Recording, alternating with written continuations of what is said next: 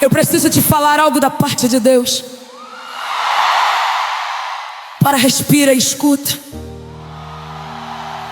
Porque talvez você esteja exatamente onde Elias estava, debaixo de uma árvore, exausto, sem forças, com vontade de desistir de tudo. Talvez você tenha feito coisas grandes para Deus e mesmo assim chegou num ponto onde pediu para morrer.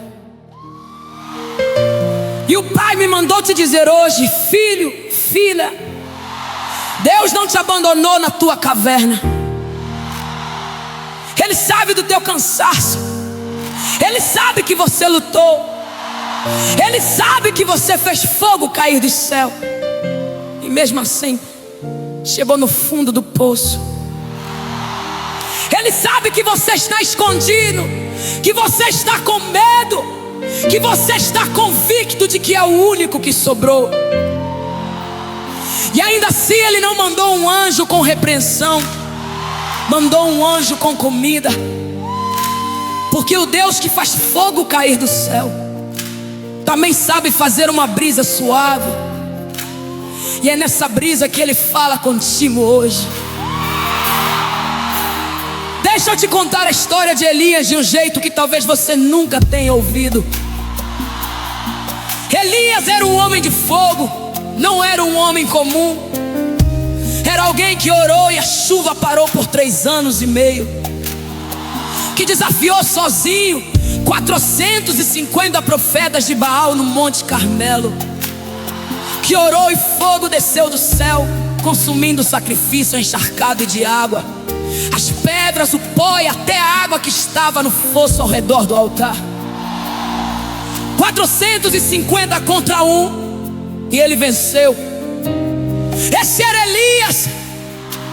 E foi esse mesmo Elias que dias depois fugiu para o deserto, se deitou debaixo de uma árvore e disse: Senhor, já basta, tira a minha vida, porque eu não sou melhor do que os meus pais.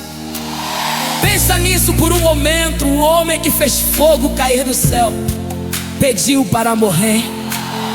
O homem que enfrentou sozinho um exército de falsos profetas fugiu com medo de uma única mulher chamada Jezabel.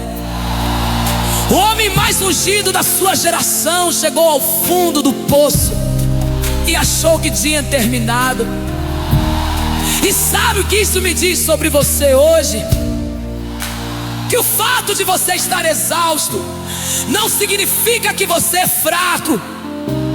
Que o fato de você querer desistir não significa que Deus terminou com você.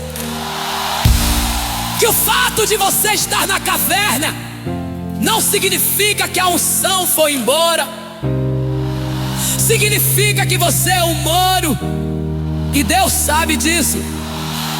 Porque quando Elias se deitou exausto no deserto, Deus não mandou uma palavra de repreensão, não mandou um sermão sobre gratidão, não mandou uma lista de tudo que Elias tinha recebido, e ainda assim estava reclamando. Deus mandou um anjo, e o anjo tocou nele e disse: levanta e come. Não disse: levanta e ora. Não disse: levanta e lê a palavra. Não disse: levanta e para de reclamar. Disse: levanta e come, porque a jornada é longa demais para ti. E havia um pão assado sobre brasas e um jarro de água. O deserto, no fundo do poço, no momento mais escuro da vida do profeta mais poderoso da sua geração, Deus fez pão. Isso me diz algo sobre o coração de Deus que nenhuma teologia consegue capturar completamente. Deus se importa com o teu corpo. Deus se importa com o teu cansaço. Deus se importa com o fato de que você não dormiu, não comeu, não descansou, que você está no limite. Ele não chega com exigências, Quando você está no chão, Ele chega com pão. E então Elias comeu e bebeu e se deitou outra vez. E o anjo voltou uma segunda vez e tocou nele e disse: levanta e come, porque a jornada é longa demais para ti. Duas vezes Deus veio, duas vezes alimentou, duas vezes tocou, duas vezes. Porque às vezes uma vez não é suficiente. Às vezes você precisa que Deus venha de novo, que Ele toque de novo, que Ele repita a palavra de novo. Não porque você é incrédulo, mas porque você está tão exausto que uma vez não deu conta do tamanho do teu cansaço. E Deus sabe disso. E Deus não desiste. Depois da primeira vez, e com a força daquele pão, Elias caminhou 40 dias e 40 noites até o monte Horebe, com a força de um pão que um anjo assou no deserto. Ele caminhou 40 dias. Isso é o que a provisão de Deus faz. Não te dá apenas o suficiente para o dia de hoje, te dá força sobrenatural para uma jornada que você nem sabe que está pela frente. E quando Elias chegou ao monte, ele entrou numa caverna e ficou lá. E a palavra do Senhor veio até ele e disse: que fazes aqui, Elias? Não foi uma repreensão, foi uma pergunta.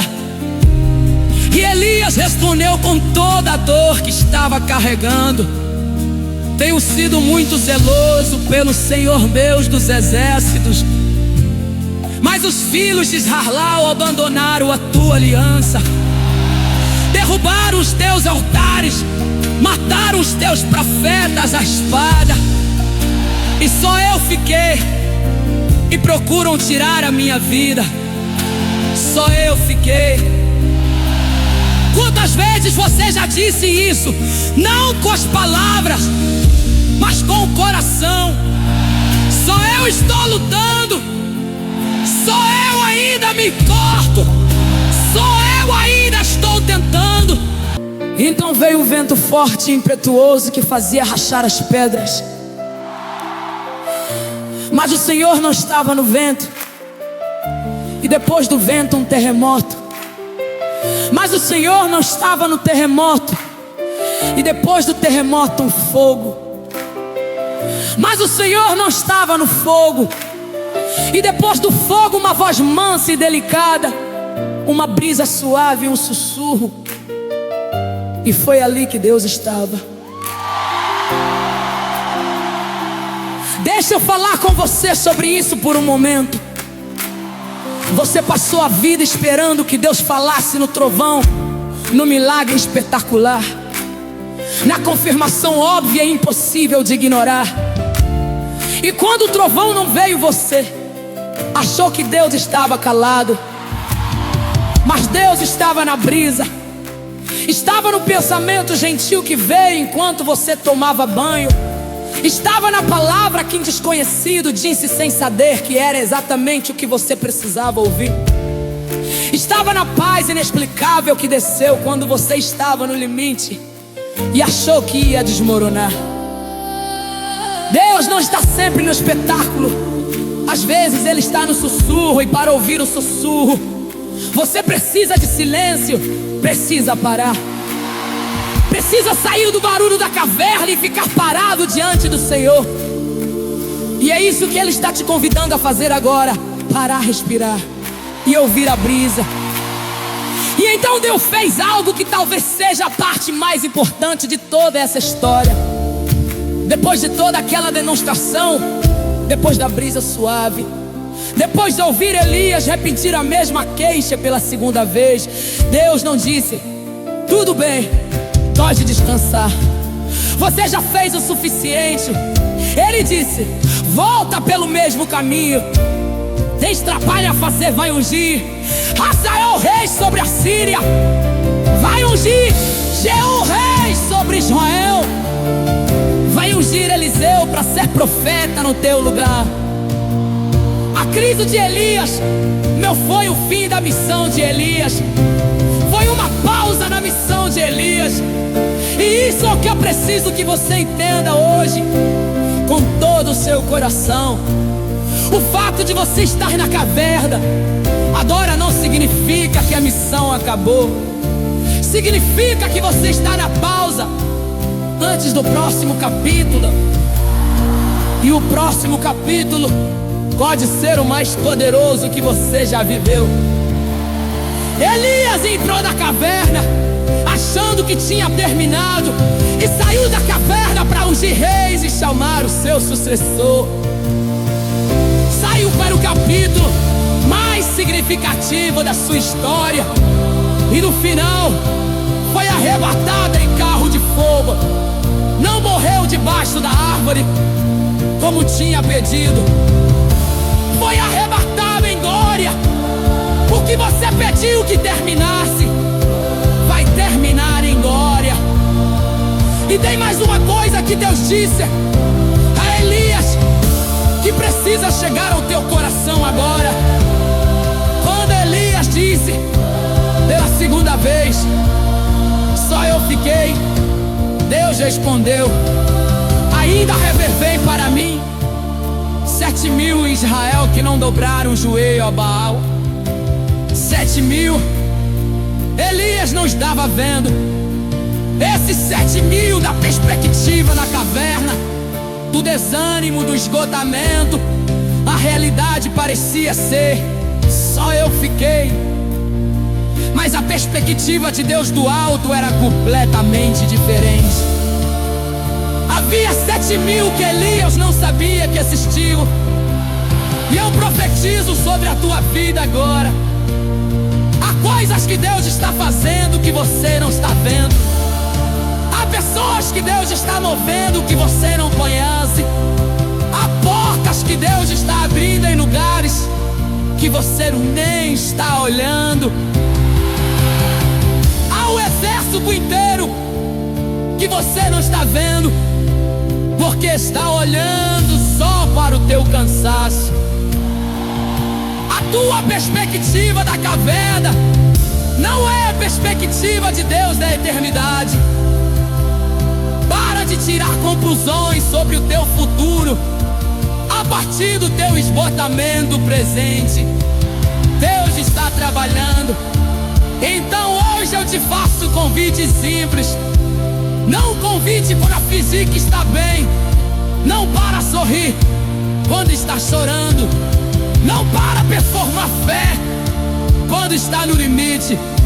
Um convite para comer o pão que o anjo assou para você, para receber o que Deus está estendendo agora mesmo.